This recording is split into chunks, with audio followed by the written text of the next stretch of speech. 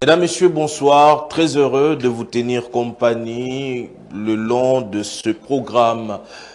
Le Parlement du peuple. Nous y sommes pour un nouveau numéro, une nouvelle semaine, oui, un nouveau sujet de l'actualité. Cette fois-ci, mesdames, messieurs, on parle d'une thématique assez spécifique qui met en symbiose trois aspects, trois domaines spécifiques. On parle de la diplomatie économique, on parle politique, mais aussi sécurité. Pourquoi? Oui, parce qu'on parle justement des minéraux pour Donald Trump, la paix pour Félix Tshisekedi, mais la balkanisation pour Kagame. De quoi il s'agira, mesdames, messieurs?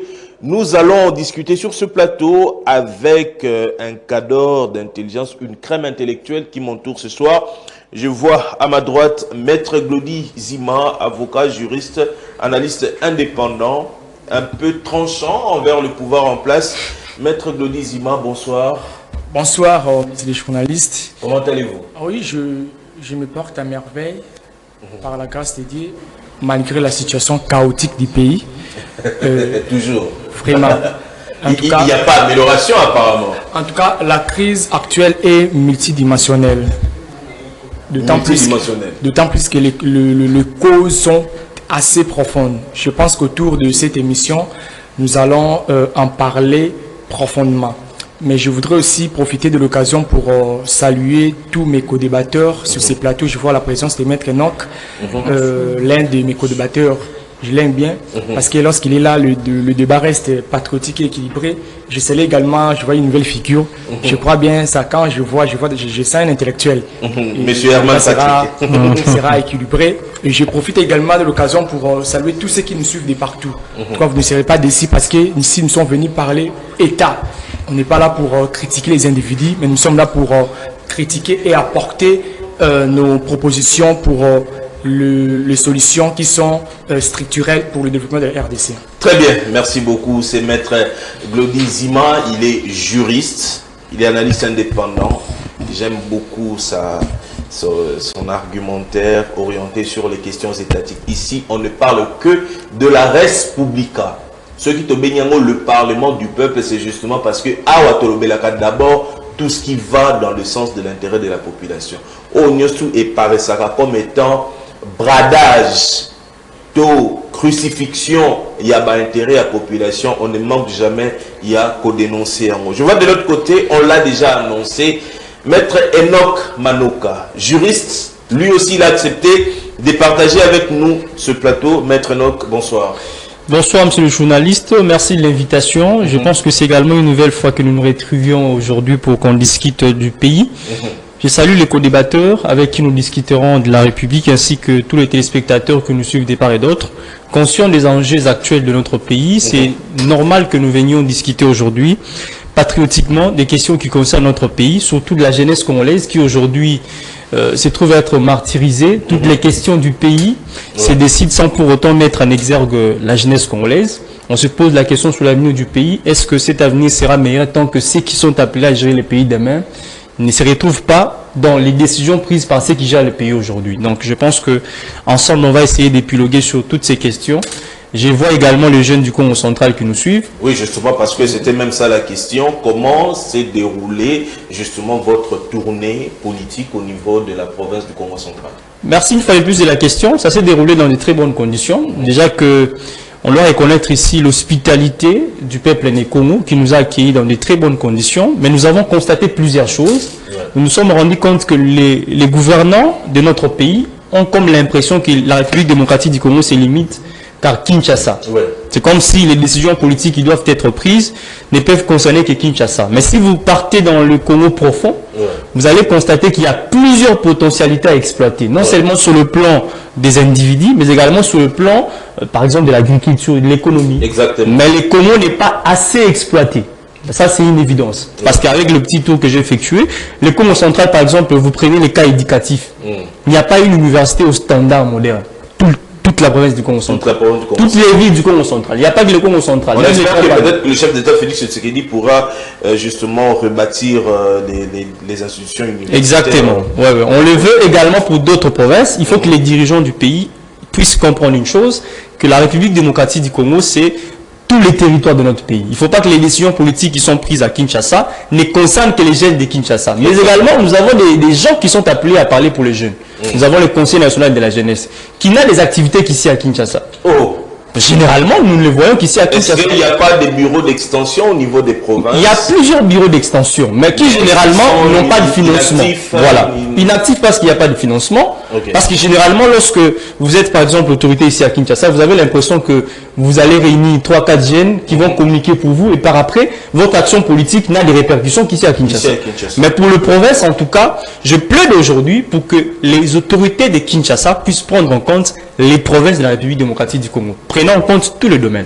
Bien que nous sommes dans une certaine régionalisation, c'est-à-dire que les provinces ont une autonomie, mais au moins le pouvoir central a également des domaines propres à lui, qu'il peut impulser par rapport aux provinces. Ça va nous permettre aujourd'hui d'avoir une République démocratique du Congo assise. Construire les universités, c'est bien, mais vous vous rendrez compte que tous les jeunes qui sont dans les provinces rêvent Kinshasa. Alors que ceux qui sont à Kinshasa rêvent l'étranger. Je me pose la question, qui vont habiter le Congo demain? Parce que celui qui vient de la province, aussitôt arriver à Kinshasa, se rendre compte qu'il faut aller à l'extérieur du pays. Et arriver à l'extérieur du pays, se rend compte que bon, je dois changer la nationalité.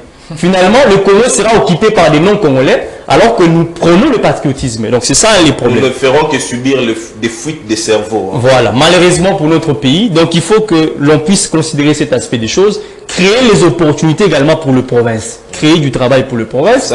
Ça permettra à notre pays d'être habité.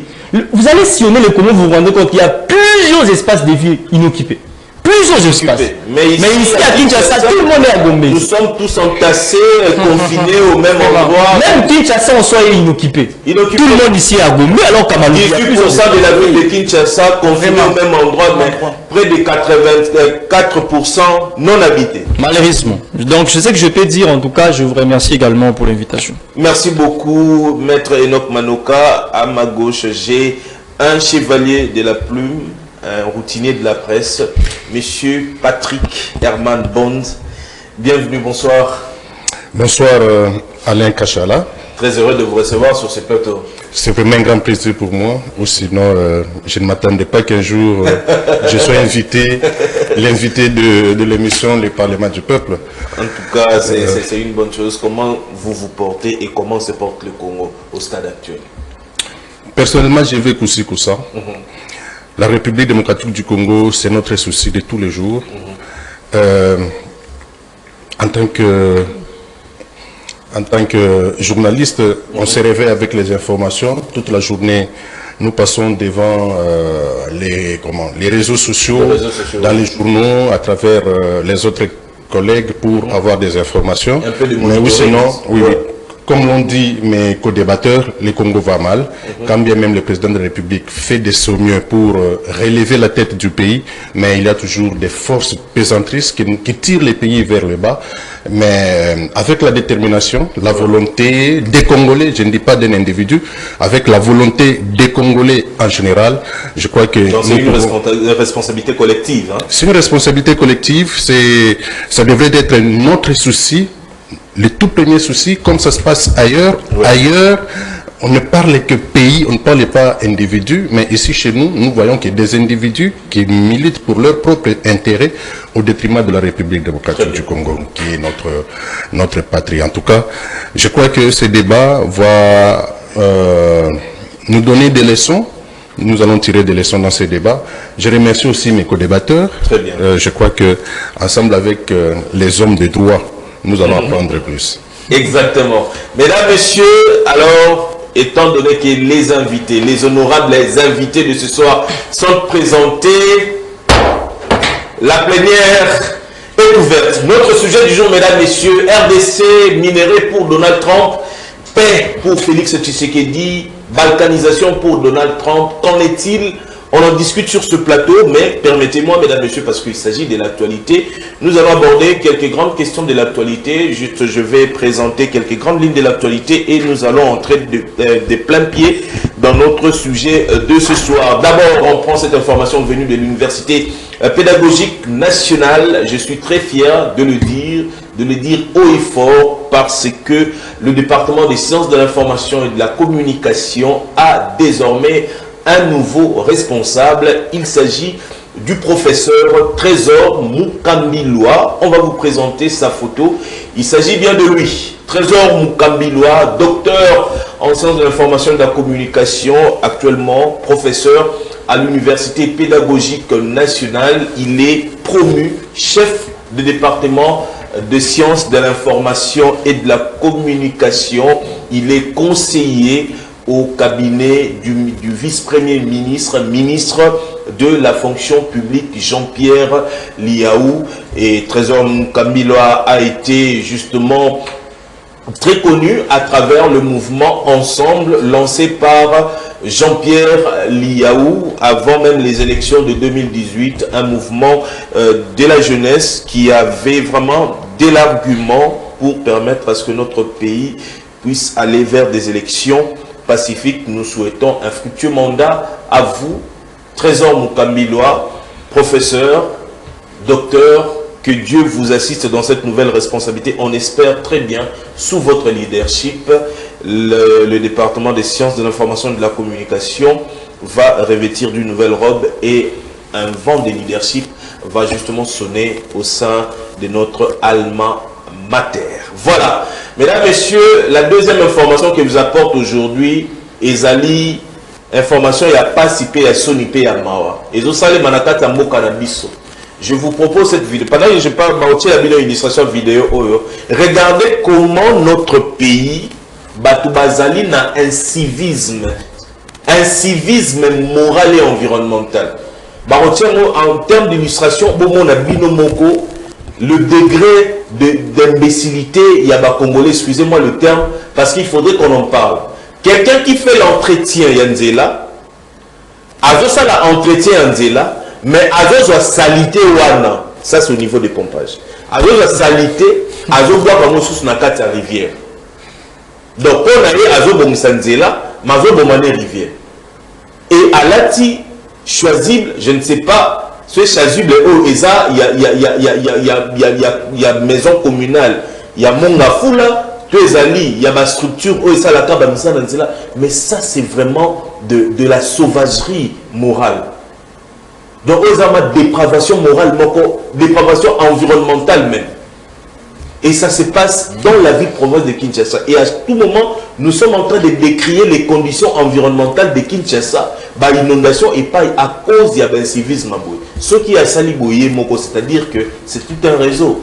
Bah, travailler à Kanabamo Kaboui, bah, zuba salité, au lieu d'avoir un mot bicycle et sengeli, bah, zuba un mot débat. Et ça dit vraiment passé. Autre incivisme, ezali des propos que nous avons entendus. Des propos venant d'un haut responsable de la fonction publique. Mesdames, Messieurs, je vous brandis la vidéo de l'inspecteur général du travail qui tient des propos qui font un tout petit peu l'apologie du tribalisme.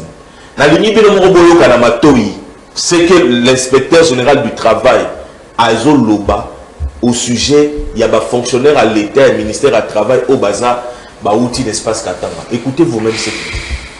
Et j'ai pris la ferme décision de reprendre mes fonctions aujourd'hui. Et ceux qui sont venus du Katanga, ils ont que 48 heures de rentrer chez eux. Je vous remercie. Et puis même des listes comme ça. Vous avez quitté le marché. Vous êtes venu ici. Est-ce que vous êtes congolais? Vous allez voir ce qui va vous arriver. Et j'ai pris la ferme décision de reprendre mes fonctions aujourd'hui. Et ceux qui sont venus du Katanga, ils ont que 48 heures de rentrer chez eux. Je vous remercie. Et puis même des listes comme ça. Ça sent vraiment quelqu'un qui est... C'est comme si Azol avec hargne, c'est comme si Azol a imposé le moment qu'on dit maté. Alors je vous explique ce qui se passe réellement de l'autre côté de l'inspection générale du travail. Il y a près d'un an, l'inspecteur général, le monsieur là, où tient la vidéo, il était nommé par ordonnance présidentielle. Secrétaire général de l'inspection générale du travail, donc c'est qui lui donne le titre directement d'inspecteur général du travail. Après la nomination du ministre honoraire Akwakwa, vous vous souviendrez encore du ministre honoraire Akwakwa, où la décision SMIG 48 heures après la pression à l'opérateur économique, il a retiré sa décision. Tant le ministre va nommer, il y a le ministre Guerre et Koti, Bandeko Kanate. Tout d'abord, l'ancien ministre Akwakwa a eu à suspendre ce secrétaire général de ses fonctions et a ouvert une action disciplinaire contre ces derniers. Mais la loi est claire. Au lieu que l'un de ces deux adjoints, inspecteur général adjoint, fasse l'intérim, le ministre Akwakwa a placé un simple directeur venu du Katanga pour assumer les fonctions d'inspecteur général du travail. Donc, ministre Akwakwa à l'époque a suspendre le secrétaire général. Au lieu d'adjoint, il y a vu un simple directeur venu de l'espace Katanga à imposer pour que assurer intérim. Il y a l'inspection générale du travail. À ce stade, le ministre avait déjà violé la loi, car dans le règlement intérieur et dans le statut régissant l'inspection générale du travail, il est écrit qu'en cas d'absence de l'inspecteur en chef, c'est-à-dire l'un de ses adjoints, devrait faire l'intérim. En second lieu, un ministre n'a pas le pouvoir d'annuler une ordonnance présidentielle. Je crois que il y a une photo de politicien dialogue, mais ça n'a pas fondamenté belé et ça n'a pas cannabis au Italie exercice il y a fonction. Aujourd'hui, le gouverneur et les bourgmestres, il y a une disparité en termes de compétences. Des fois, les bourgmestres ne font pas le travail que demande le gouverneur parce que simplement, ils n'ont pas de compte à rendre au gouverneur au fait. À l'Assemblée provinciale de Kinshasa, par exemple, ici, ils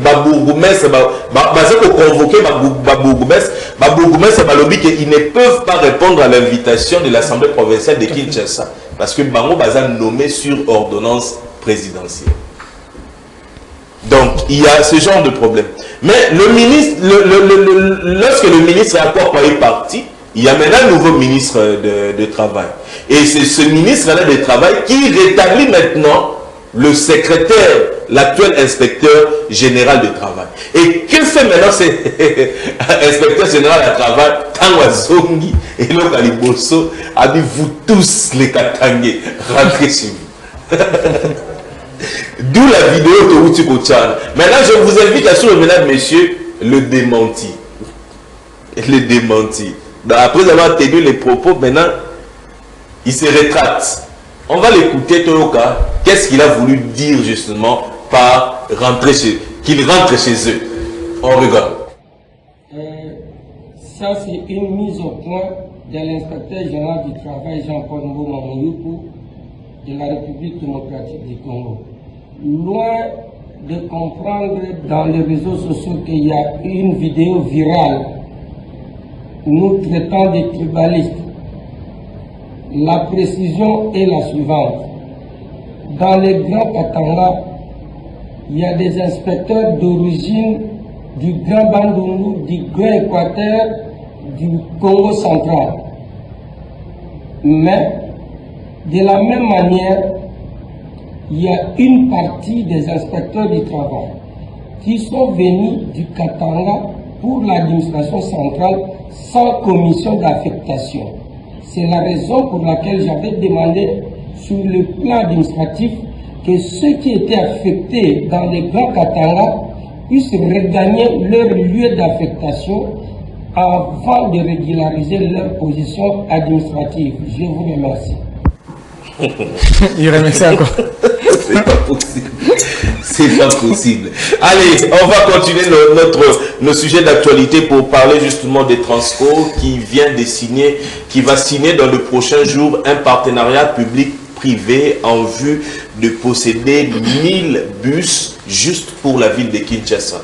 Et ça, c'est Bosolo Télévision qui nous informe que la société Transco va bientôt signer un partenariat visant à obtenir 1000 bus pour faciliter le transport dans la ville-province de Kinshasa. Et on nous signale qu'aujourd'hui, le chef de l'État, Félix Tshisekedi, a pris la direction de Luanda pour rencontrer son homologue angolais, Joao Gonçalves Lourenço, dans le cadre des facilitations pour la paix, parce que nous tendons petit à petit vers ce dialogue horizontal entre les acteurs politiques congolais, peut-être sous la médiation internationale.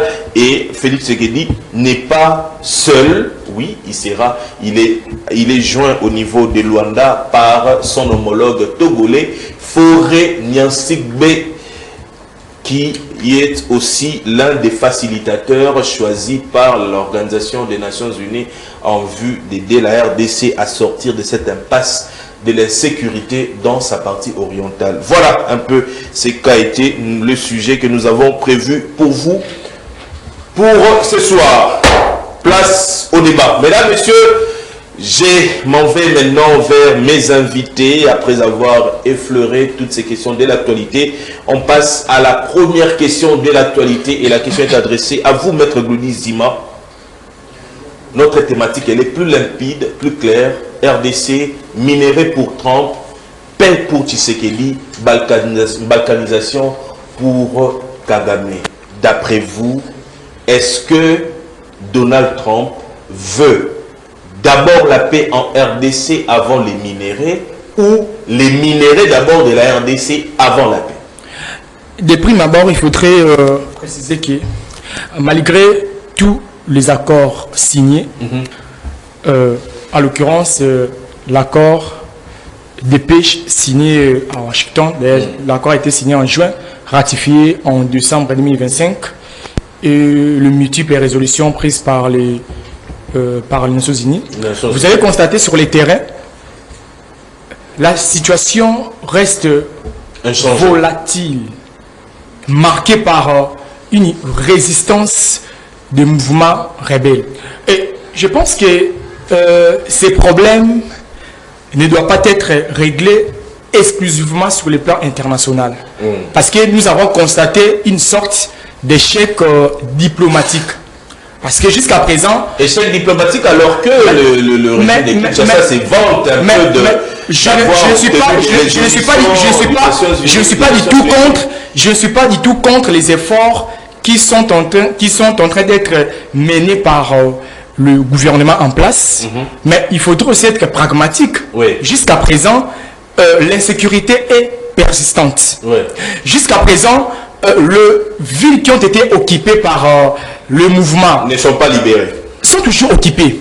Eh bien, on ne sent pas certainement le fruit ou les résultats voulus. Stagnation en fait. Tout à fait. Ici, il faut comprendre que les États-Unis d'Amérique veulent se pointer comme étant des acteurs qui ont, n'est-ce pas, marqué leur présence dans cette situation de l'Est, mais sans pour autant régler le vrai problème. Parce que ici, les États-Unis visent son approvisionnement beaucoup plus sur les plans minéraux. Parce que vous savez, même dans l'accord Donald Trump en RDC, le problème de besoin, ce n'est que s'approvisionner des minéraux. Le problème de la RDC ne se passe pas dans tous les couloirs internationaux. C'est l'administration Trump qui gère les dossiers. Ce n'est pas tous les couloirs internationaux. Parce que ici, est-ce que vous savez déjà que dans le secteur minier de notre pays, il y a une guerre de leadership des postes qui se pose parce que la Chine a aussi un regard sur le secteur minier. Et aujourd'hui, le président Félix Antoine Tshisekedi, avec tous les efforts qu'il est en train de mener ou de conjuguer pour que la restauration ou l'établissement de l'autorité d'État puisse être revenu ou pour que la paix puisse être restaurée, il ignore que les États d'Amérique ont un plan caché et ce plan est tout justement bénéficier des ressources naturelles congolaises afin de se positionner sur le plan international comme étant une puissance efficace sur le plan nucléaire, sur le plan militaire, c'est que nous ignorons. Et bien, logique, hein? Il faut aussi savoir, dans tout ce qui se passe entre les États-Unis et la RDC, qu'est-ce que nous avons perdu et qu'est-ce que nous avons gagné? Ou qu'est-ce que nous allons gagner et qu'est-ce que nous allons perdre? Parce que sur le plan international, ça donne justement la paix. Mais ça sera une paix précaire parce que c'est une solution conjoncturelle et non pas structurelle. Parce que les solutions conjoncturelles sont là justement pour vous donner un calmant. C'est comme quelqu'un qui souffre de la malaria et on lui donne le paracétamol. C'est justement pour calmer la fièvre. Mais la cause n'est pas bien soignée, la cause n'est pas bien réglée. Donc, je pense que de vue structurel, il fallait faire quoi? Il faut très bien. Ça devait faire quoi? Très bien. Il faudrait maintenant, parce que le problème c'est tout au niveau à l'interne. Ouais. Il faudrait restaurer l'autorité de l'État par les réformes, en commençant par la réforme de l'armée, c'est-à-dire mettre notre armée dans une position de force, dans une position, je dirais, d'intimidation, parce que l'armée, il faut s'intimider. Vous savez, aujourd'hui, quand on parle de l'armée, par exemple, l'armée américaine, vous sentez qu'on dit armée américaine, les gens sentent que c'est une armée qui est positionnée. Mais notre armée, même vis-à-vis du Rwanda, elle ne pèse pas. Elle ne pèse pas. Voilà pourquoi vous allez constater, même sur les terrains, la présence même des forces spéciales rwandaises est en train, n'est-ce pas, d'intimider nos FARDC. Peut-être donc ça fait simplement parce que notre armée est très infiltrée depuis. Non seulement elle est infiltrée, mais notre armée n'est pas réformée. Si nous avons réformé notre armée, certainement dans le top 10 des meilleures armées. Mais ce sont des classements, ce sont des théories. Mais sur le plan pragmatique, on ne sent pas ça. Parce que nos territoires sont occupés. Donc moi je pense que le problème n'est pas au niveau international. Le problème c'est au niveau interne. Nous devons réformer l'armée. Nous devons nous mettre autour d'une table pour faire des réformes. Et ces réformes-là qui feront en sorte que nous ayons en abordant la question du dialogue. Mais certainement, parce qu'on ne peut pas écarter le dialogue dans les cas sous examen. Vous savez, parce que les causes sont profondes. Parce que vous savez, les frustrations sont dans tous les sens. Ouais. S'il faut dialoguer, on ne peut pas exclure un groupe de personnes. Il faut que ces dialogues soient inclusifs. Mais je ne suis pas là. Je suis dans l'hypothèse d'abord des États d'Amérique et la RD Congo. Maintenant, l'échange ou la coopération qui est actuellement entre l'administration Trump et le gouvernement congolais, on ne sait pas profondément ce qui se passe. Qu'est-ce que nous voulons certainement céder aux États-Unis et quelle est la vision de Trump par rapport à ce qu'il est en train d'envisager si nous sommes Congolais. Donc d'après Maître Dodizima, il y a une certaine ambiguïté dans nos ambitions de recherche de la paix et aussi parce qu'on ne sait pas réellement, c'est que peut-être les États-Unis savent déjà ce qu'ils veulent. Parce que pour Trump, la paix déjà retrouvée. C'est Trump. Mais jusqu'à présent, on ne sait rien. Dans tous les rencontres, dans tous les... Tout à fait. Même pour Trump, la paix déjà retrouvée. Dire qu'il a restauré la paix. Mais en réalité, sur le terrain, on ne sent rien. On ne sent rien. Donc ce n'est que de la poutre aux yeux. Hein. Tout à fait. Allez, Maître Nok Manoka, je me tourne vers vous parce qu'il s'agit d'une question assez cruciale. La paix, comment est-elle définie par Donald Trump? Comment est-elle définie par Félix Tshisekedi et comment est-elle définie par Paul Kagame dans le contexte congolais? Voilà, merci de la question. Je pense qu'il faut que je réponde d'abord directement avant que je procède par une analyse structurelle de la question. Pour Donald Trump, la paix égale minerai. Okay. C'est-à-dire l'obtention de minerais pour les États-Unis d'Amérique. Ouais. Je vais expliquer pourquoi. Pour Paul Kagame, la paix égale la guerre en République démocratique du Congo, qui va permettre à ce que le Rwanda ait plus de minerais et puisse se développer. Okay. Et pour Félix Antoine Tshisekedi, la paix égale l'éternalisation de sa personne au pouvoir. Okay. C'est-à-dire donner les minerais à une grande puissance pour qu'en contrepartie, il puisse rester. Je vais expliquer pourquoi. Je pense que si on prend l'histoire, vous comprendrez que avant la chute du mur de Berlin, le monde était divisé en 3 blocs. Le bloc soviétique, les blocs des Occidents, ainsi que les non-alignés, ceux qui ne pouvaient pas s'identifier exactement, du bloc soviétique ainsi que des Occidentaux. Ouais. Et la stratégie des Américains a toujours été d'avoir des dictateurs dans certains pays d'Afrique qui maintiennent leur peuple dans une certaine pauvreté et qu'en contrepartie, ils garantissent leur éternité au pouvoir et qu'ils doivent leur donner des minerais. Paul Kagame, Mobutu et tout ce qui va avec. Chez du mur de Merlin, ils amènent un autre paradigme, démocratie. Démocratisons l'Afrique. Tous les chefs d'État doivent être des chefs d'État qui prônent la démocratie. Aujourd'hui, vous avez un autre paradigme. On vous ramène les génocides rwandais. On le présente comme étant un pays qui a été immolé, il y a eu plusieurs morts et qu'il fallait développer. La République démocratique du Congo se trouve des chefs au cœur des pays soutenus par les Américains, l'Ouganda, le Rwanda, qui sont soutenus par les Américains. Ouais. Et qu'il y a une certaine insécurité dans la partie est de notre pays. Maintenant, le chef de l'État actuel a voulu changer le paradigme sécuritaire du pays en ayant un partenariat avec les Américains. Partenariat gagnant-gagnant entre guillemets. Mais qu'est-ce qu'il propose? Il propose les minerais pour qu'en contrepartie, parce qu'ils estiment que les minerais qui transitaient vers le Rwanda, on peut, nous, en tant que République démocratique du Congo, les donner aux Américains et pour qu'il n'y ait pas d'insécurité chez nous. Mais est-ce qu'il s'agit d'une proposition structurelle? Je vais y arriver. Une proposition politique. Si vous regardez l'actuel fonctionnement du monde, vous vous rendrez compte que nous tendons tant soit peu à la 3e guerre mondiale. Et que les États doivent se préparer. Vous avez suivi Macron qui dit que non, on doit sacrifier, je crois, le chef d'état-major français, qui a dit que les Français doivent sacrifier une partie d'eux pour se préparer à la guerre contre la Russie. Donc, on comprend qu'il y a les Russes qui sont dans une certaine confrontation avec le Français, les Français qui actuellement sont en confrontation avec les Américains, et les Américains qui ne veulent pas entrer en collusion avec les Russes. Mais l'enjeu majeur de la guerre, c'est les minerais stratégiques du Congo. Parce que c'est avec ça qu'on va fabriquer les armes. La Russie a de minerais, il n'a pas besoin de minerais puisés chez nous. La Chine également, la France n'en a pas, les Américains n'ont pas assez de minerais. Vous voyez un peu la logique. Donc pour Trump, lorsqu'il veut vous vendre la paix, il sait qu'en contrepartie, il va avoir des minerais.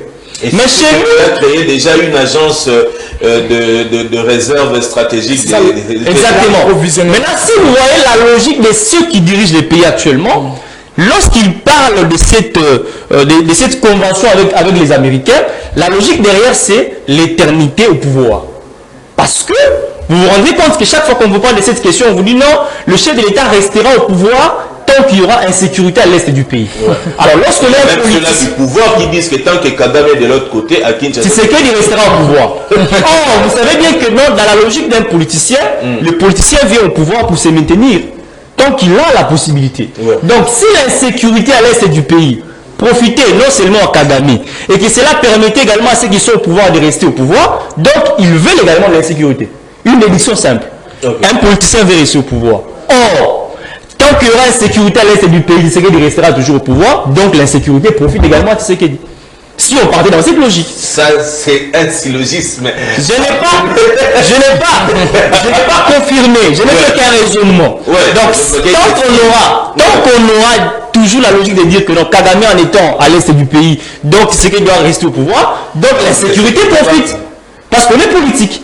Alors, ici, ce qui doit être fait, c'est quoi? La signature d'un accord ne veut pas dire la fin d'une guerre. Parce qu'on sait qu'en géopolitique, lorsqu'on veut négocier avec un acteur ou soit un adversaire, il faut qu'on soit fort sur le terrain. Or, la logique de Kinshasa, c'est quoi? Lorsqu'on signe l'accord, on fait maintenant l'éloge que non, Trump nous a ramené la paix. Alors que la signature de l'accord n'exclut pas la guerre. D'autant plus qu'on est en face d'un acteur qui utilise une stratégie de combattre et négocier en même temps, tel qu'un fight. Maintenant, chez nous, à Kinshasa, on utilise une technique. Négocier, négocier et négocier encore. Alors que sur le terrain, on prétend être infiltré. Vous parlez de l'infiltration. Qu'est-ce qui interdit à la République démocratique du Congo d'infiltrer le Rwanda? Peut-être que la RDC n'est pas une nation à vocation belliqueuse. Non! Toute nation, dans la logique des relations internationales, est à vocation belliqueuse. Parce que la première mission d'un État, c'est de faire la guerre aux autres États. Donc c'est une estime également. Parce qu'aussi dans l'histoire, la RDC avait minimisé la dangerosité du Rwanda, raison pour laquelle le Rwanda était considéré comme étant la 7e province de la RDC. Et que, par exemple, sous Mobutu, le Rwanda n'était pas assez fort. C'est-à-dire que les différents dirigeants qui se succédaient au Rwanda étaient un tout peu manipulés par Mobutu. Peut-être qu'on ne s'attendait pas qu'un jour le Rwanda puisse devenir notre cauchemar. Monsieur le journaliste, avec les minerais que nous avons dans notre pays, s'il y avait une caractéristique qu'on devait développer de façon éternelle, c'est d'abord de faire la guerre aux autres États. Parce que nous régorgeons dans notre pays des minerais qui vont attirer les autres. Lorsque vous êtes une république assez riche, cela sous-entend qu'il y aura des gens qui vont vouloir avoir ces richesses-là. Il y a la convoitise que vous attirez. Mais si vous n'êtes pas préparé à faire la guerre aux autres États, rassurez-vous que vous ne serez que la ruse de toutes les nations du pays. Vous avez 9 voisins qui vous entourent. Vous avez des minerais stratégiques. Vous avez également 9 problèmes.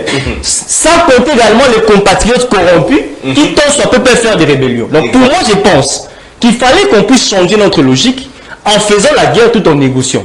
Parce que notre force sur le terrain nous permettra d'avoir des avantages dans les négociations que nous aurons avec le Rwanda. Mais tant que nous aurons la stratégie de dire que voilà, on négocie parce que Trump va nous ramener la paix, c'est une erreur. Deuxièmement, il faut également que les compatriotes qui dirigent le pays comprennent qu'il faut un dialogue en interne. Parce que cette guerre n'implique pas que le Rwandais. Il y a également les Congolais qui font partie de la rébellion AFCM 23. Très bien. Qui doivent également discuter avec ceux qui dirigent le pays ici à Kinshasa. Mais on n'est pas de ceux qui pensent qu'il faut qu'il y ait un dialogue pour que certains deviennent ministres de notre pays. Pourquoi? Parce qu'aujourd'hui, 90% de la classe politique congolaise est composée des rebelles, des anciens rebelles. Ouais. Si on continue avec cette logique... De la majorité comme de l'opposition. Si on continue avec cette logique, rassurez-vous, qu'on donnera l'impression à la nouvelle génération que pour devenir politique demain, il faut faire la rébellion. D'autant plus qu'aujourd'hui, tous ceux qui sont disséquedistes ont été hier déstabilisés. Très bien. On n'a pas d'idéologie politique de notre pays. Merci beaucoup, Maître Enoch Manoka. Alors, je retourne vers vous, Herman Bond Patrick. La question de la paix divise, mais aussi la question de la paix pouvait aussi rassembler les intelligences congolaises autour d'un idéal. On s'est dit qu'on veut la paix, eh bien, ceux qui ont recouru aux armes, venez. Ceux qui sont en exil, venez. Ceux qui sont quelque part, venez. Même ceux qui sont au pouvoir, venez. Restons autour d'une table. Parlons Congo, parlons de notre potentiel et à travers même ces dialogues, proposons des choses ou des politiques capables justement de doter à notre pays un sens structurel assez profond. Parce que toujours les landings, la dialogue, et bien la dialogue pour un partage à pouvoir, mais le vrai problème du Congo pourrait être passé parce que ce ne sera pas le premier dialogue, on est déjà au 11e dialogue organisé dans notre pays. Alors moi, j'aimerais vous poser cette question qui taraude mon esprit. La paix, là maintenant on reste sur l'aspect de Félix Tshisekedi. D'après vous, la paix made in Félix Tshisekedi, c'est simplement proposer des minéraux aux Américains pour rester au pouvoir ou aller vers ceux-là qui sont des acteurs à problème, parmi lesquels l'opposition exilée, mais aussi l'opposition armée dans la partie est de la RDC. Merci beaucoup Alain Kachala, merci à Enoch, merci aussi à Maître Gloudi, les deux. J'entends mon intervention par ce que venait de dire tout à l'heure Maître Gloudi sur notre armée. Oui. Moi, ça me fait mal quand j'entends les Congolais minimiser notre armée. La République démocratique du Congo, nous avons une armée. Et moi, je crois que... Elle est deuxième en Afrique. Hein? Oui. Nous avons une armée assez dissuasive. Nous étions tout simplement distraits. Nous étions distraits pourquoi? Parce que les malheurs de notre armée commencent avec l'avènement de l'AFDEL, à ce que je sache. Avec l'avènement de l'AFDEL. Laurent Désiré Kabila nous amène ce que nous avons tous appelé au Congo les Kadogo. En réalité, les Kadogo étaient constitués en majorité des étrangers. Ces étrangers arrivent au Congo et nous avons vécu leur comportement. Jusqu'à ce qu'un jour, Laurent Désiré Kabila se réveille et dit « Non, non, les amis, il est temps pour vous de retourner chez vous à la maison. » C'est là où le malheur a commencé jusqu'à ce jour, 30 ans. Alors, dans cette armée, ou encore la politique de Kagame, c'était quoi? De contrôler la République démocratique du Congo. Et pour mieux contrôler la République démocratique du Congo, gérer la République démocratique du Congo, il fallait infiltrer d'abord l'appareil sécuritaire qui est un élément très important pour tous les pays du monde. C'est l'instrument même de la souveraineté. Voilà. pour tous les pays du monde. Nous avons vécu des théâtres ici chez nous, avec des nominations des officiers de l'armée. Il y avait à un certain moment, la population, les Congolais s'est même posé la question, pourquoi ceux-là, même quand ils sont nommés, ils ne veulent pas quitter ces coins-là du pays, ils veulent travailler toujours dans ces coins-là. Notre armée était à la merci d'un individu. Mais jusqu'à ce jour, quand on parle de dialogue, il y a des déclarations du genre, avant d'aller au dialogue, nos exigences doivent être, ou bien, voilà, la libération des prisonniers politiques. Bon, ça peut toujours arriver. Ça peut toujours arriver. Moi, je suis toujours dans la sécurité, l'intégration, le mixage, le brassage. Ouais. Oui, j'ai suivi le gouvernement qui a dit, si ces éléments-là vont intervenir, ça sera au cas par cas. Ouais. Au cas par cas. Dans ces pays, nous avons connu les forces armées zaïroises, FAZ. C'était une armée qui faisait la terreur en Afrique.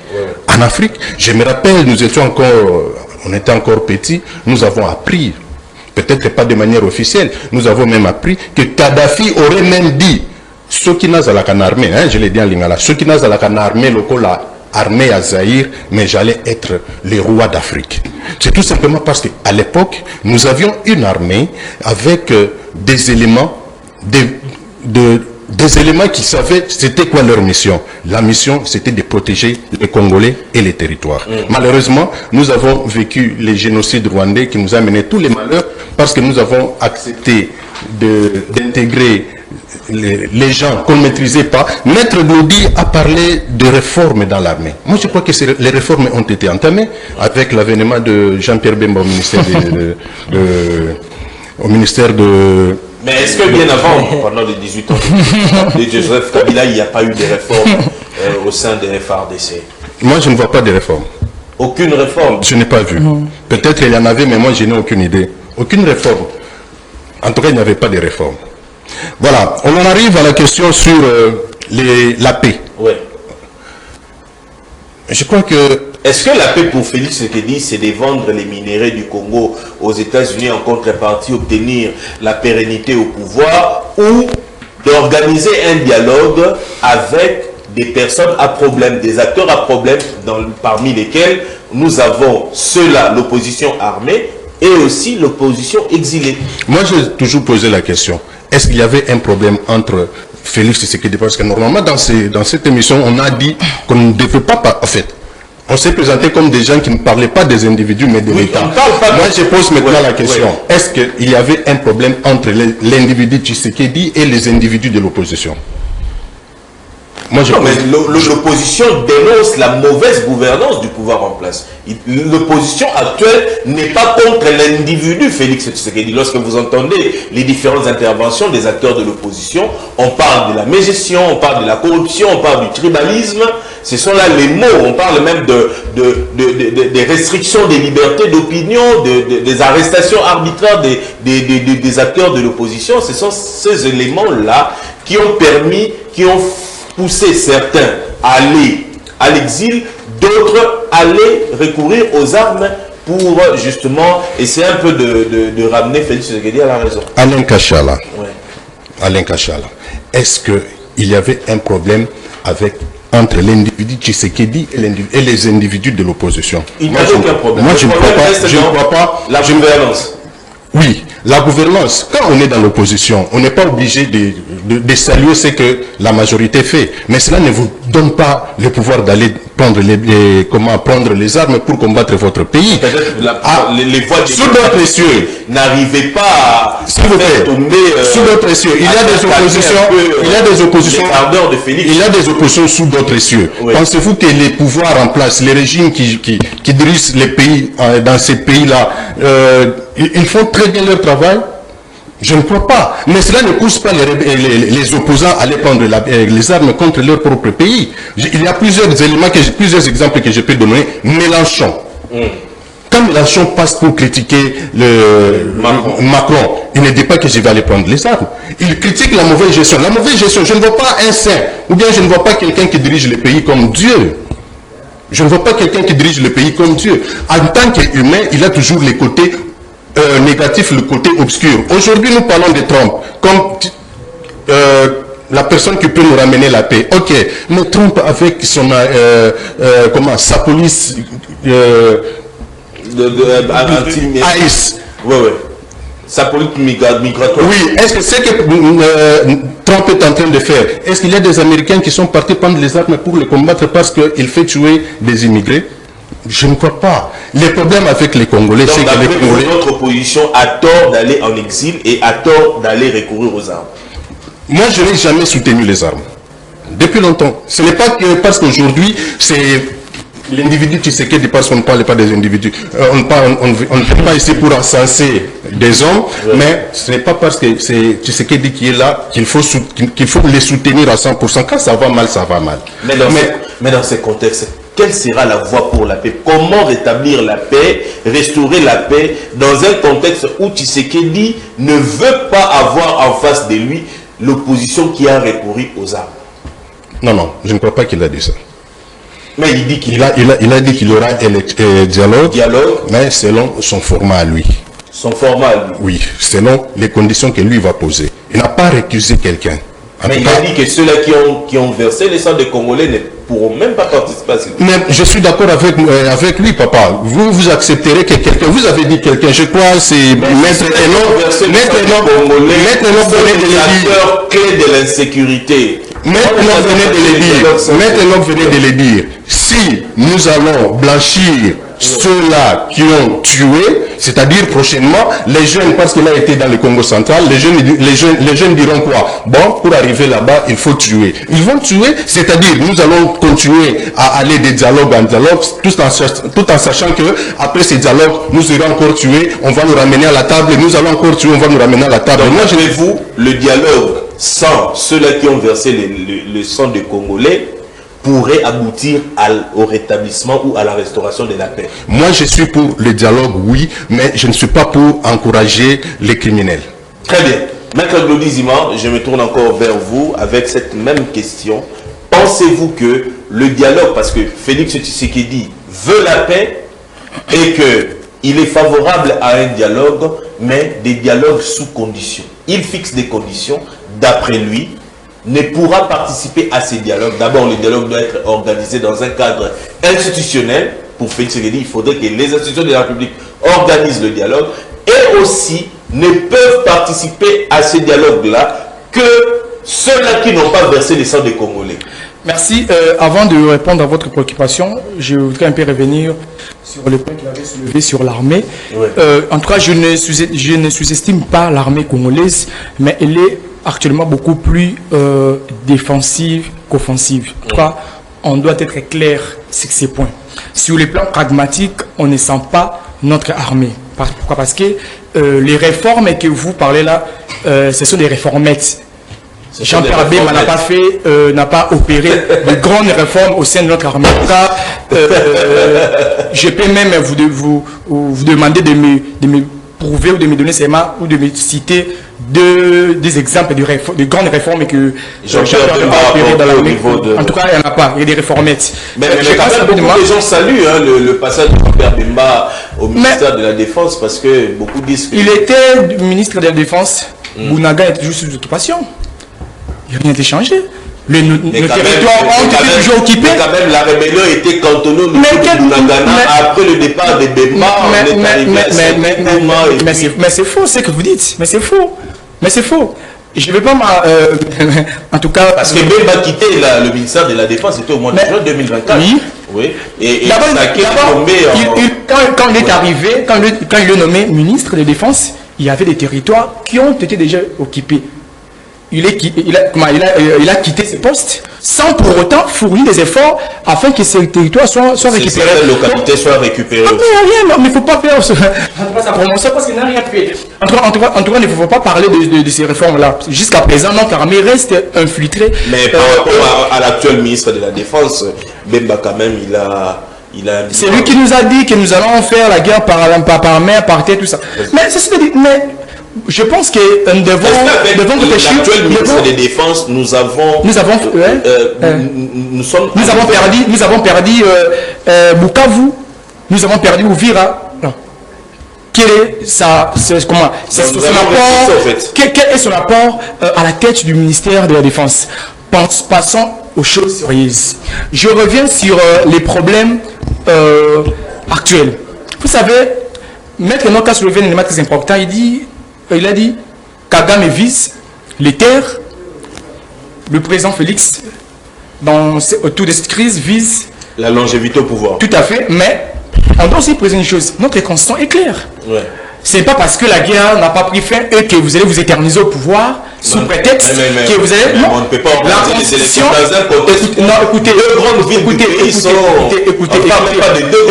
la Constitution est le socle de la République. Ouais. Nous devons tous nous soumettre à la loi fondamentale. Ouais. L'article 70, alinéa 1er est clair. Le président de la République est élu au suffrage universel direct d'un mandat de 5 ans renouvelable une seule fois. C'est tout. On n'a pas dit que ce n'est pas guerre et puisque la guerre n'est pas finie, il doit... Non, ça n'a pas de sens. Ce sont des idées, ce sont des pensées qui sont ici de la dizaine de l'humanité. En tout cas, nous, intellectuels, juristes que nous sommes, nous ne font pas penser de cette manière. Ce que nous devons faire, c'est de proposer au président, avec tout le temps resté... Le chef de l'État reste en fonction jusqu'à l'installation effective du nouveau président. Ça, c'est le débat. Parce que ça, ce n'est pas de ces contextes. Ouais. C'est pas de ces contextes. Parce que là, vous voulez nous dire que le président a une intention de la fraude. Ça va encore les chercher. Je ne sais pas de ces contextes-là. Restons dans les contextes de cette guerre. Moi, je pense qu'ici, il est question de chercher des solutions structurelles. Ouais. Je le dis ici. Vous savez, aujourd'hui... Les États-Unis d'Amérique sont en train d'envisager beaucoup plus les intérêts sur le plan minéré. Mais ce que nous ignorons, que l'administration Trump va passer. Le président qui viendra, est-ce que la paix, cette paix-là que nous voulons sous-traiter, ça c'est toujours que je voudrais poser la question. C'est ça le problème. La coopération économique entre la RDC et les États-Unis, ce n'est qu'au niveau d'une administration ou c'est au niveau des deux États? Mais c'est au niveau de l'administration Trump. Parce qu'ici, il est question de l'interventionnisme de l'administration Trump. Parce que Trump, en l'écoutant, il ne fait que sa propre promotion de son régime.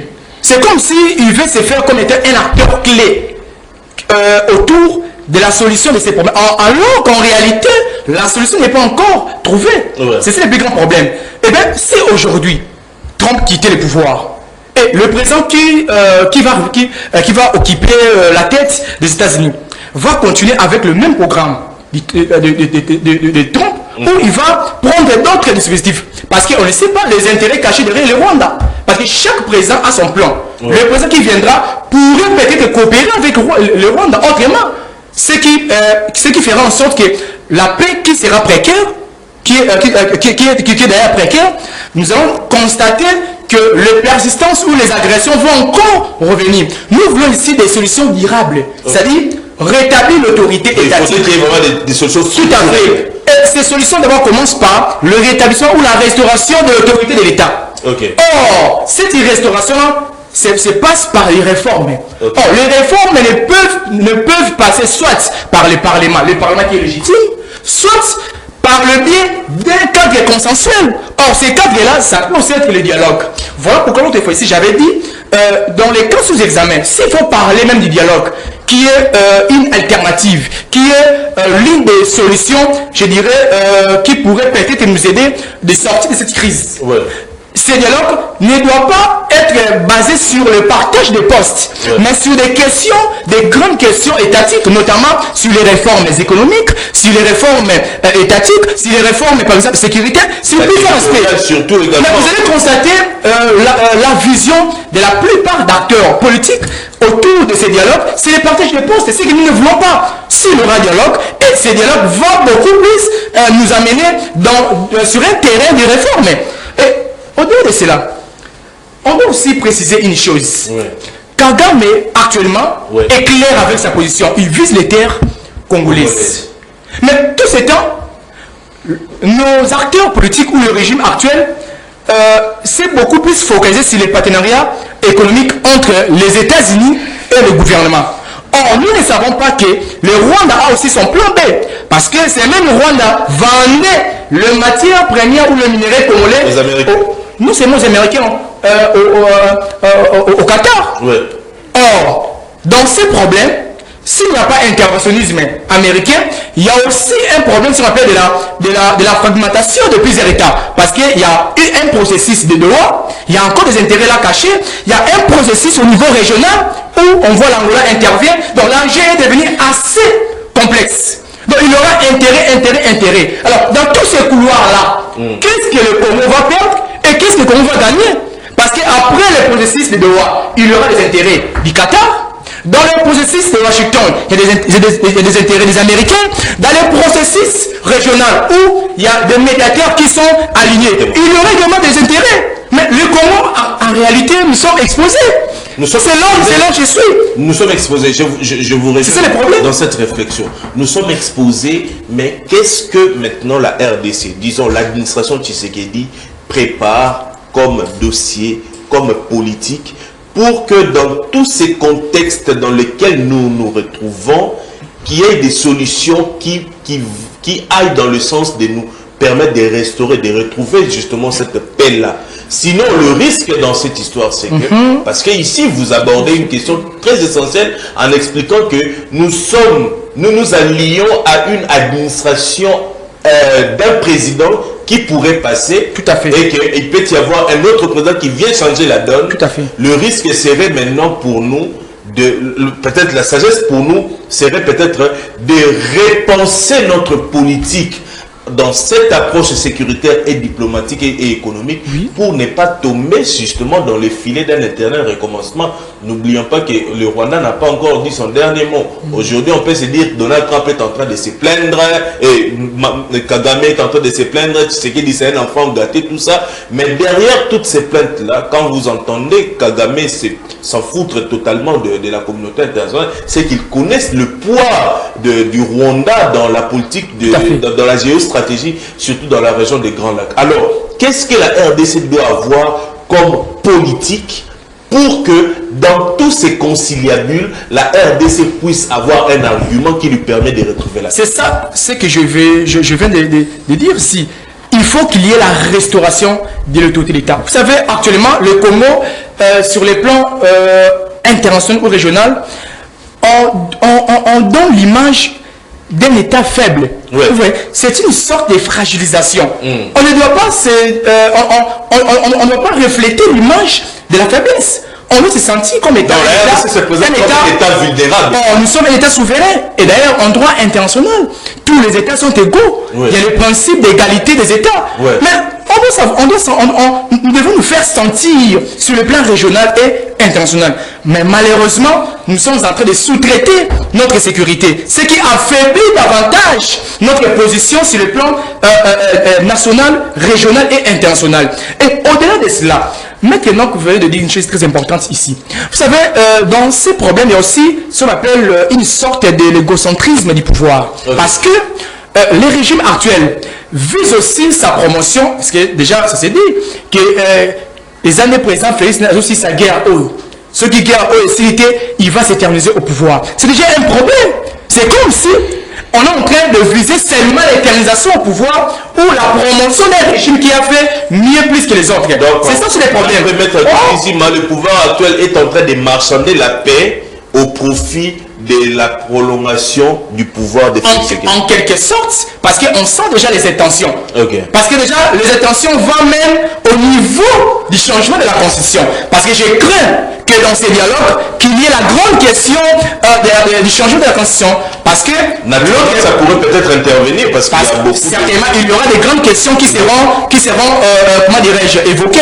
La question du fédéralisme, qui est actuellement un élément dans les cahiers des charges de l'opposition armée. Moi, je ne peux pas soutenir l'opposition armée, mais dans les cas sous examen ou dans les contextes où ils sont, nous voulons la paix. Mais pour arriver à cette paix-là, nous devons en tout cas chercher des solutions structurelles et non pas conjoncturelles. Parce que moi, je crains qu'aujourd'hui, les Congo avec sa malaria, la paix c'est paracétamol, et demain, ça continue. Nous voulons vraiment avoir, n'est-ce pas, tout objectif. Parce que, vous savez, comment on appelle ça? C'est un moustique là qui donne la malaria. La moustique. L'anophèle. Kagame partira. Mais derrière Kagame, il y a toujours ces moustiques là qui viendront encore contaminer le Kagame ne représente quel système? Mais tout à fait. mais ce que je suis en train de vanter actuellement, on sent quand même une pression sur le plan international. Mais cette pression-là ne doit pas seulement se baser sur les intérêts économiques. C'est-à-dire notamment l'exploitation ou comment dirais-je, l'exploitation de nos ressources naturelles. Parce que ça va créer encore une guerre sur le plan international. J'avais dit ici, la Chine a aussi un regard dans certains miniers congolais. Or, actuellement, avec la présence des États-Unis, il y aura une guerre de leadership, une guerre de positionnement. Donc, ça peut aussi nous créer des problèmes dans ce sens-là. Merci beaucoup, Maître Glodizima. Maître Enoch Manoka, j'aimerais poser ma question partant de la dernière phrase de Maître Glodizima. Pensez-vous qu'aujourd'hui, au regard des intérêts multinationaux, la Chine et les États-Unis pourraient se partager la RDC comme un gâteau? J'ai joint à ces blocs-là le Qatar ou l'ensemble de tous ces pays des Émirats Arabes Unis. Ne pensez-vous pas que parce que ces pays-là ont des liens étroits avec le Rwanda, la Chine également a des liens avec le Congo dans l'exploitation des minéraux à travers le projet Sycomine. Il y a les États-Unis encore qui interviennent. Mais ne pensez-vous pas que nous risquons, si la RDC ne gère pas bien ses ambitions des politiques internationales, assister à sa propre balkanisation, mais au profit de ces grands blocs-là? Parce que là, maintenant, nous sommes face à 3 blocs. Il y a un bloc occidental qui prend un peu les États-Unis, sans oublier la Belgique et la France. Le deuxième bloc qui comprend les pays des Émirats, les Émirats, et aussi le troisième bloc qui prend la Chine et d'autres États asiatiques qui ont un regard sur nos minéraux. La parole vous est à vous. Voilà, merci de la question, monsieur le journaliste. Je commence d'abord par certains points évoqués par le co-débatteur. Concernant M. Jean-Pierre Bemba, généralement, il faut qu'on évoque, nous sommes en politique, la politique, c'est les résultats. Jean-Pierre Bemba a été ministre de la Défense, aucun résultat sur le plan militaire. Dans la mesure. Mais quand même, il y avait une résistance dans Soubemba quand même. Il est vrai. Les résultats, il a pu récupérer certaines localités, mais il n'a pas permis aussi à ce que certaines localités... Non, il a perdu quelques-unes des localités, c'est une évidence. C'était un échec pour lui. Parce que lorsqu'il était nommé ministre de la Défense, on avait entendu qu'il fallait, en tant que militaire, il va redonner une image à l'armée, et lui-même faisait plusieurs sorties médiatiques où il disait qu'il pouvait entrer jusqu'à Kigali. Et donc je pense que Jean-Pierre Bemba ne peut pas être évoqué aujourd'hui comme étant un acteur ou un exemple, dans la mesure où on parle de la rébellion aujourd'hui, il a fait la rébellion. Donc s'il y a des morts aujourd'hui dans notre pays, Jean-Pierre Bemba fait partie de ceux qui ont fait tuer les gens. Donc l'histoire reste têtue. On ne peut pas aujourd'hui laver Jean-Pierre Bemba autant qu'on ne veut pas laver Corneille Nangaa. Ceux qui ont fait la rébellion dans notre pays, l'histoire les jugera. Même si on n'en parle pas aujourd'hui, Jean-Pierre Bemba n'est pas un saint en politique. C'est pas un saint, c'est pas un exemple en politique. Si Corneille Nangaa veut venir ici avec les armes, mais Jean-Pierre Bemba faisait quoi à l'est du pays pour venir ici? Il voulait également venir par les armes. Donc, si la rébellion a aidé des gens dans ce pays, Jean-Pierre Bemba en fait partie. Ce n'est pas un exemple. On ne peut pas l'évoquer d'ailleurs en politique comme un exemple. Il parle du malheur de l'armée congolaise. Il dit que non, le malheur de l'armée congolaise commence avec Laurent Désiré Kabila. Non!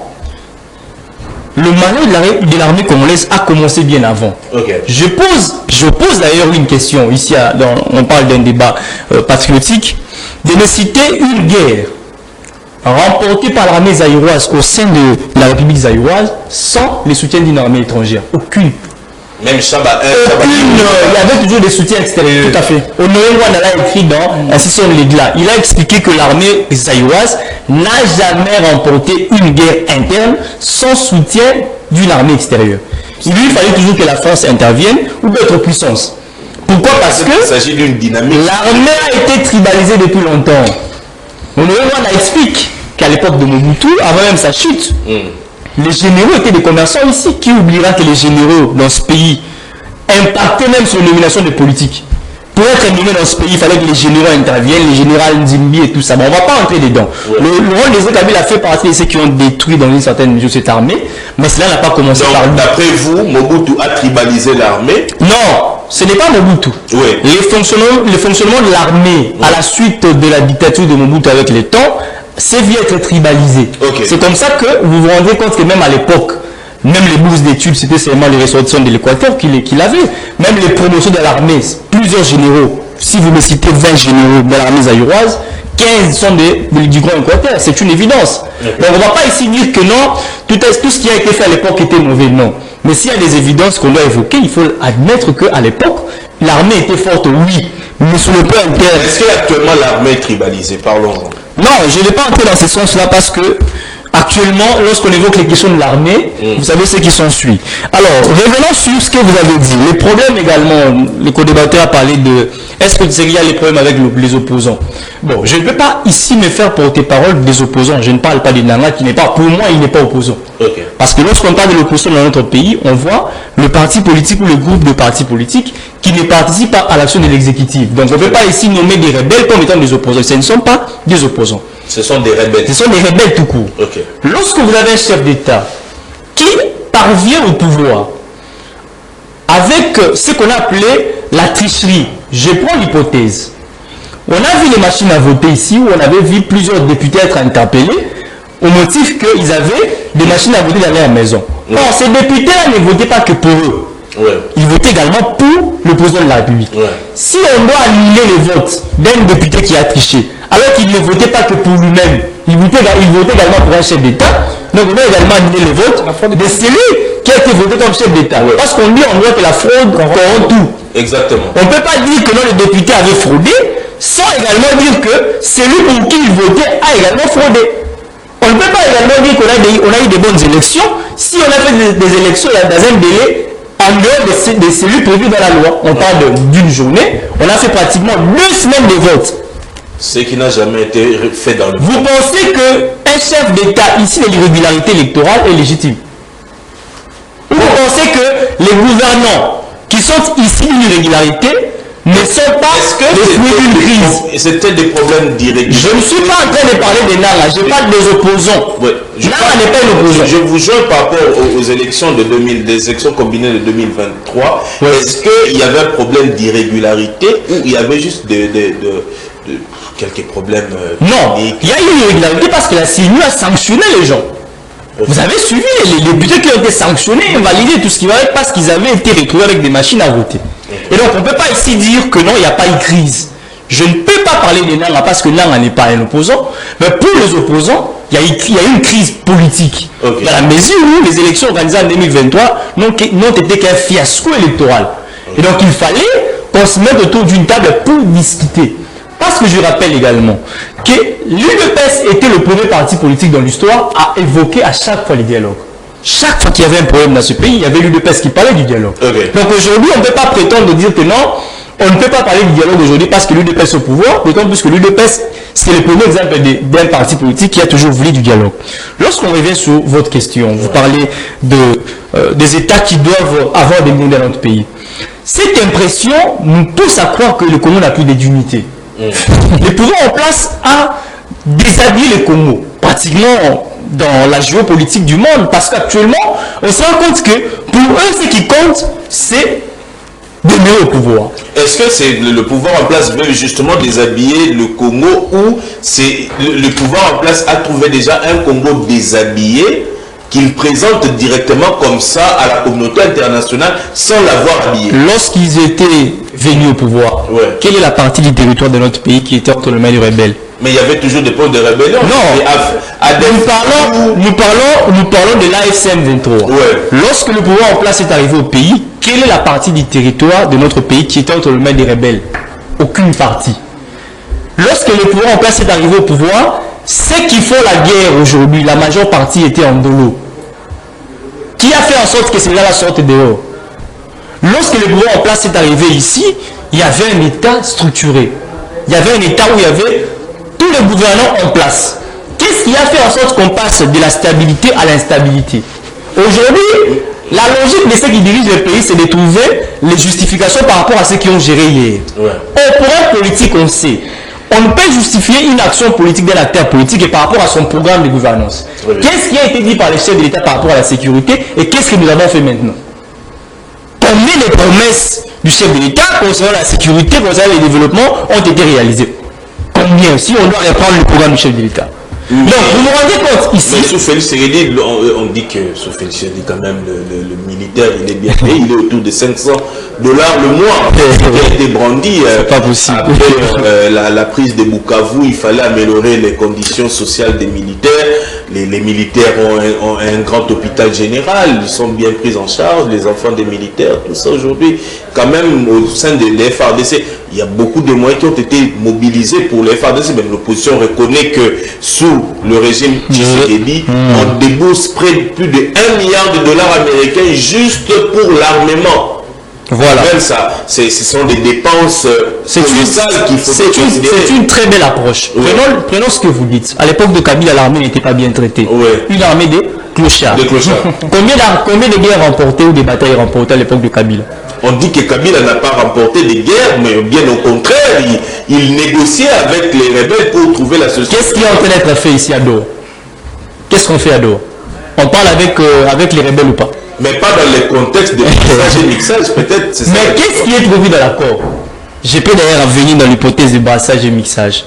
Lorsqu'on parle de l'intégration des forces armées, vous avez une rébellion constituée. Mais ce sera fait au cas par cas. Bien sûr que oui. Vous avez une rébellion constituée des Rwandais et des Congolais. Mais lorsqu'on parle de l'intégration, on ne parle que de notre pays. Pourquoi? Pourquoi on ne parle que du Congo? Si et seulement si on veut aller dans cette logique-là que Kabila n'a jamais gagné de guerre. Vous voulez me dire que Maman Noumel a été mort pour rien? Ou qu'il n'y avait pas de guerre à l'est du pays? Tous ceux qui sont morts là, si Kabila n'a jamais gagné de guerre, donc Maman Noumel n'est pas un héros. C'est ça la logique que vous voulez nous donner. Donc ici, il faut comprendre une chose, pour que j'arrive à votre question, pour ne pas me perdre. Allez-y. Ce qui se passe actuellement, c'est que les Congo ont été déshabillés aux yeux du monde. Trump également, c'est un affairiste. Ouais. Ça, on ne doit pas les méconnaître. C'est quelqu'un qui, même au niveau des États-Unis d'Amérique, on sait que Trump, c'est pas quelqu'un sur qui on peut compter par rapport au langage. Il ne respecte pas forcément ses engagements. C'est une évidence. Alors, lorsque vous avez un tel médiateur et que vous cherchez la paix, on ne peut pas compter sur la bonne foi de quelqu'un qui veut faire les affaires au sommet de l'État pour régler une guerre qui a duré plus de 2 décennies. Pourquoi? Parce que les causes profondes de cette guerre sont lointaines. D'ailleurs, qui surpassent même le mandat de M. Trump. Mais ne pensez-vous pas que la guerre au Congo est purement affairiste que politique?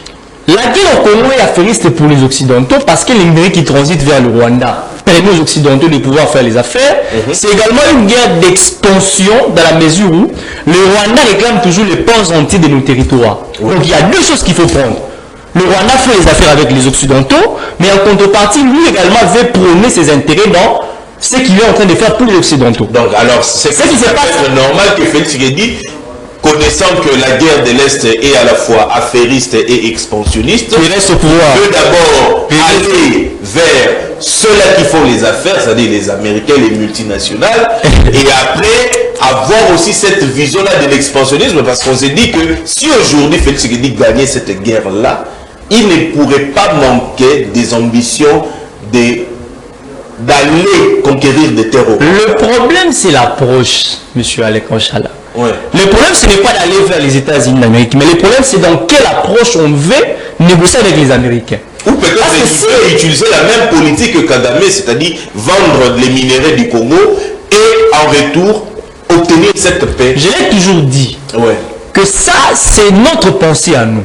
Mais pour ceux qui voient les choses autrement, ils savent que tant que nous aurons un partenariat gagnant-gagnant avec les Occidentaux, la République démocratique du Congo deviendra forte. Je l'ai toujours dit. Et les Occidentaux n'ont pas intérêt à nous voir forts. Il faut qu'on soit faible pour qu'ils puissent toujours puiser des minéraux chez nous. À supposer qu'on ait un partenariat avec les Américains. Vous avez vu ce que le Rwanda est devenu aujourd'hui. Dans 5 ans, 10 ans, on sera puissant en Afrique. Et on peut faire les yeux aux autres grandes puissances. Ce qui fait que pour les Occidentaux, la logique, c'est laquelle? Que les Congo soient instables pour permettre à ce qu'eux puissent toujours puiser chez nous.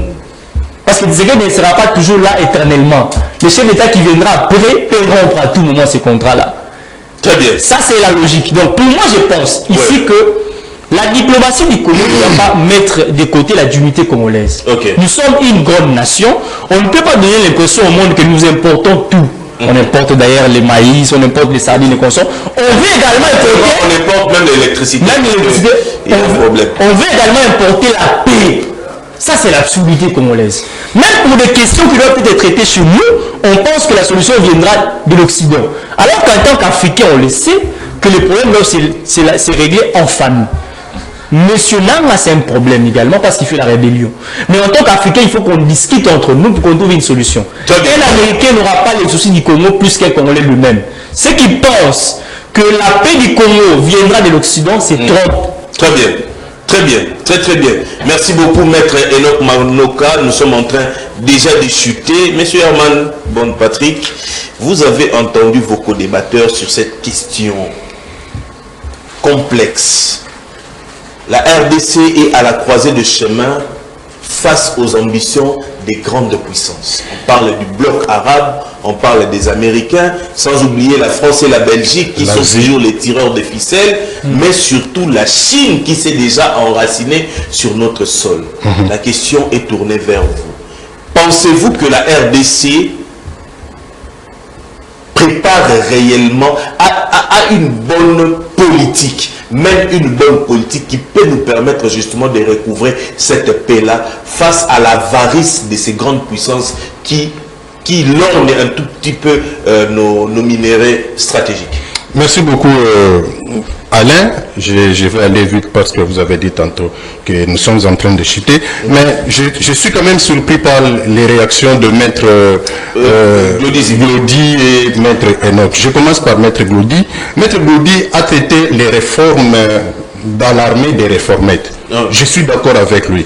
Mais pour qu'on parle d'une réforme, on commence par des réformettes. En tout cas, je crois qu'il est d'accord avec moi. Donc, on parle d'une réforme, on commence toujours quelque part. Donc, il y a toujours 1, 0, 1, 2, 3 et ainsi de suite. Les choses ne changent pas automatiquement du tic au tac. Nous étions une armée faible et du coup, on devient une grande puissance armée. Non. Là, je crois que peut-être Maître Glody l'a fait pour amuser la galerie. Il y a ici, vous avez des éléments un seul exemple. Nous avons connu les FARDC depuis des années. Quand est-ce qu'on a fait les contrôles? Les contrôles des éléments. Les contrôles depuis... Il y a toujours des contrôles. Il y a des contrôles. À l'époque, c'était Matabé qui était... Non, attention. Il y a des contrôles qui ont été faits par la MONUSCO. Pas par le gouvernement, et beaucoup plus dans la police. Nous allons revenir prochainement parce que nous allons revenir. Je ne suis pas dans la trahison. Qui trahissent. Moi, je ne suis pas dans la trahison, je suis dans la réforme. S'il te plaît. Mais c'est la réforme, je suis dans la réforme. Je ne parle pas de changement. Moi, je suis dans la logique où Maître Glody a semblé minimiser. Moi, j'ai dit, pour qu'on parle d'une réforme, on commence toujours par une réformette. Merci beaucoup. Il a dit, ça c'est Maître Enoch qui dit, depuis les forces armées zaïroises jusqu'à ce jour, on n'a jamais gagné une guerre, même à l'interne. Non, il a dit sans l'appui zaïroise. Je n'ai pas dit toute l'armée. Non, je m'arrête là. Je m'arrête à l'armée zaïroise. Je voudrais demander à Maître Enoch, quelle est l'armée qui a gagné la guerre seule? Donnez-moi un exemple. Donnez-moi un exemple d'une armée au monde qui a gagné la guerre seule. Donnez-moi un exemple. Vous avez tous les temps, on en parle après l'émission. Sans problème. Moi, je peux même citer... Non, parce que vous risquez de me prendre.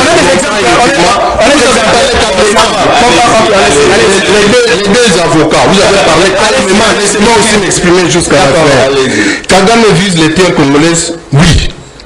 Mais attention, cette guerre qui nous est imposée ne date pas de 2018 avec l'arrivée de Félix Tshisekedi. C'est une guerre qui commence il y a de cela 30 ans passés.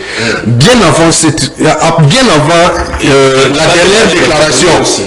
avant la dernière déclaration de Kagame qui parlait des terres qui appartenaient au Rwanda et que la Belgique aurait annexé à la République du Congo. Mais bien avant, Kagame parlait de quoi?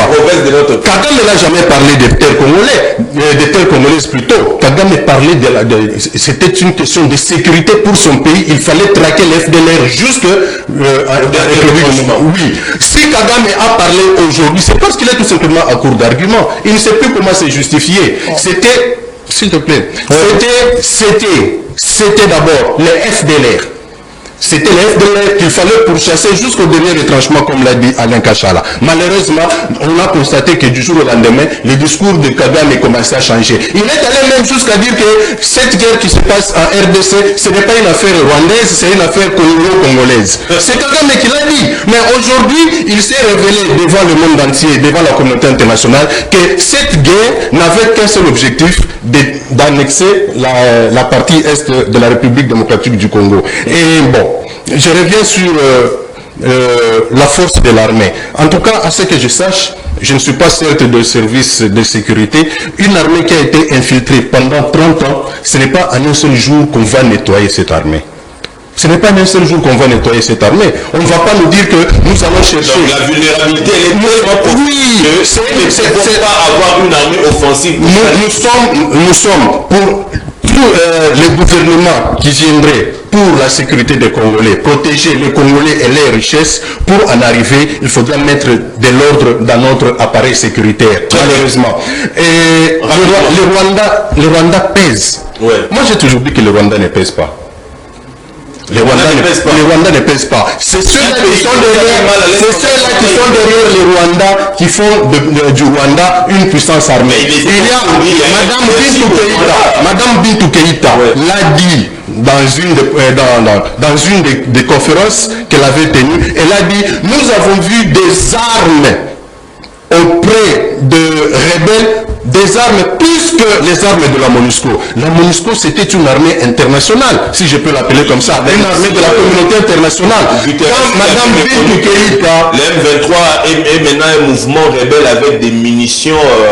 des armes assez sophistiquées. Mais Madame Bintou Keïta l'avait dit à son temps. Il n'y a pas longtemps, le secrétaire général de l'ONU, Antonio Guterres, qui l'a dit aussi. Il a dit les armes que possède la rébellion congolaise, la rébellion dans l'est du pays, ce sont des armes plus sophistiquées que les armes que nous, la MONUSCO, nous avions. Parce que moi, quand je parle de la MONUSCO, je ne vois pas la MONUSCO comme structure en RDC pour la paix et ainsi de suite. C'est un ensemble des armées internationales. Moi, là-dedans, il y a les États-Unis, il y a la France, il y a la Belgique, il y a l'Allemagne, ainsi de suite. Mais comment se fait-il que le Rwanda ou encore les rebelles ont des armes plus que les États-Unis, la Belgique et ainsi de suite? D'accord. On va là, il dit que c'est un mensonge. Et Maître Enoch se contredit. Je suis par là. Maître Enoch se contredit.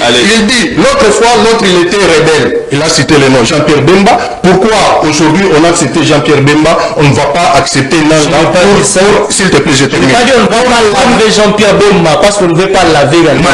Maître Enoch se contredit. Et là, j'insiste même, je dis, comment il peut se contredire? Parce qu'il a dit tantôt, dans son introduction, les gens risquent de croire que pour arriver au pouvoir, il faut prendre les armes pour tuer et on va vous trouver une fenêtre comme quoi on va aller au dialogue, nous allons dialoguer. Bon, vous qui avez tué, on comprend, mais on va vous blanchir. Votre entendement, si Nanga ne participe pas au dialogue, Bemba également ne doit pas participer. Non, moi je dis ceci, je ne fais pas l'apologie des rebelles. Oui. Que tu sois dans la majorité au pouvoir aujourd'hui ou bien dans l'opposition, je ne fais pas votre apologie. Oui. Les rebelles restent des rebelles, les pacifistes restent les pacifistes. Je suis par ceci. Madame Margaret Thatcher. Oui. Margaret Thatcher a torturé les Anglais. Elle a torturé les Anglais. Mais quand Margaret Thatcher est décédée, les Anglais ont refusé de la pleurer. Ils ont dit, cette dame nous a fait souffrir, nous n'allons pas la pleurer. Moi je dis ceci, on n'encourage pas les rebelles. Je n'encourage pas les rebelles, qu'ils soient de la majorité ou bien de l'opposition, parce que nous risquons de tomber dans ce que Maître Enoch venait de dire.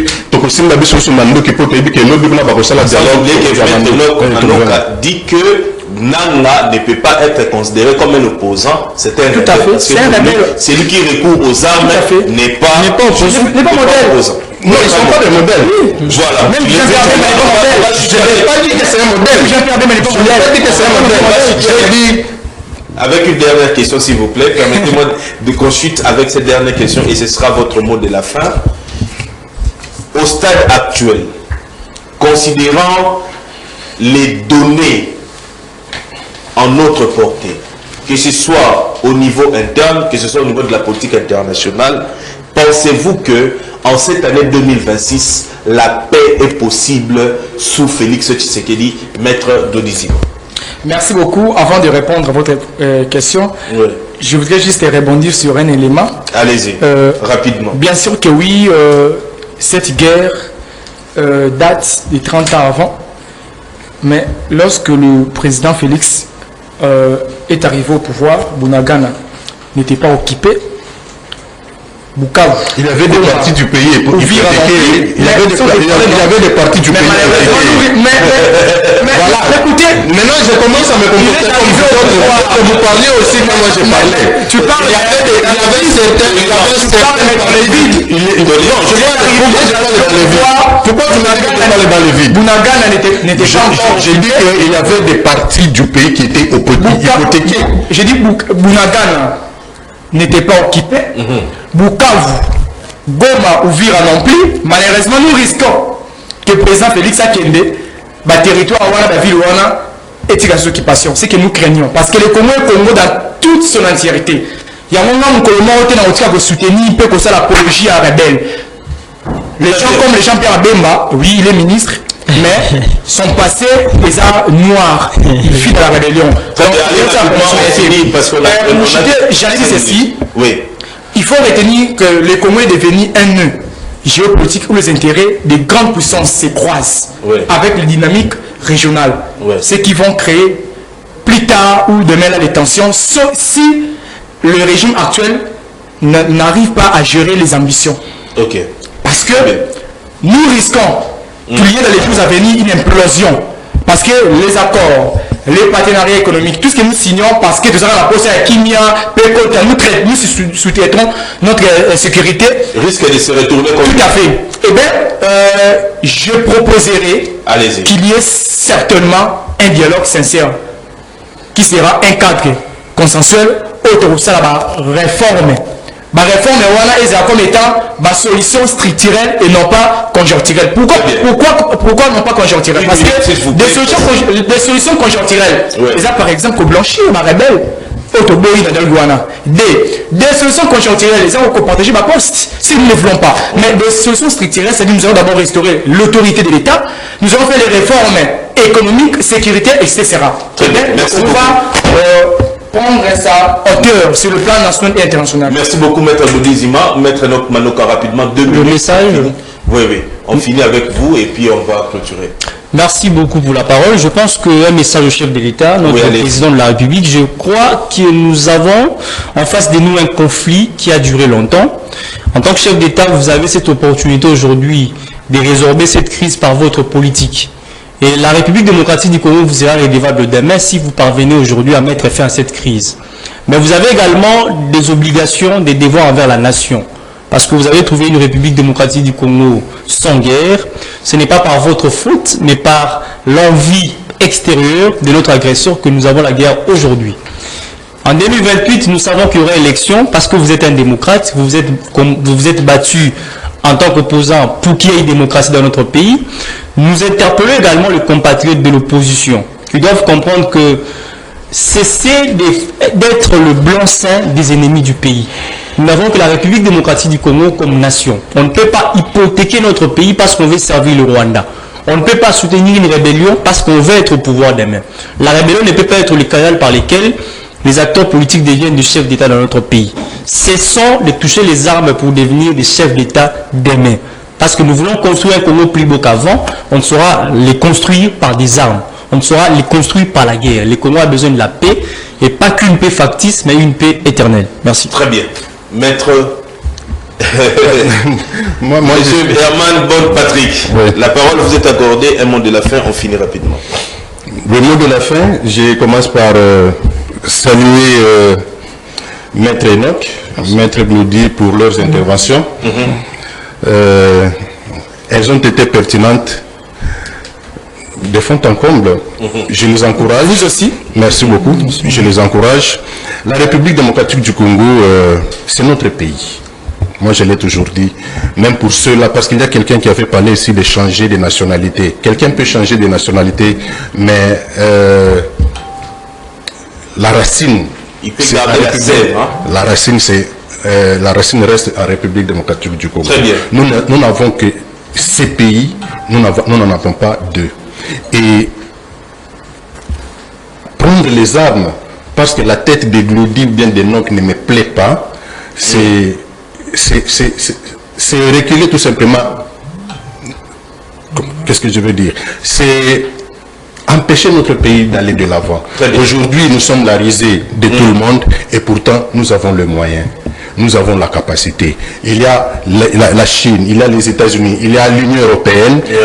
Ce sont des grandes puissances. Aujourd'hui, s'il y aura une autre guerre dans les jours à venir, Maître Enoch l'a dit, cette nouvelle guerre, la troisième bien sûr, risque d'avoir lieu à cause de la République démocratique du Congo. Merci beaucoup, Monsieur Herman Bonne-Patrick. Merci beaucoup, Maître Glody Zima, d'avoir été de nôtres. Et merci beaucoup à Maître Enoch Manoka. Je rappelle que vous êtes des juristes, des jeunes très intelligents, très amoureux de leur pays. Et, mesdames, messieurs, vous avez suivi tout ce qui a été dit dans ce plateau. Merci à vous de votre attention soutenue sur Social Télévision. Nous vous laissons en compagnie de notre équipe rédactionnelle parce que dans quelques minutes, ce sera le journal télévisé et ce sera avec Précieuse Boyo.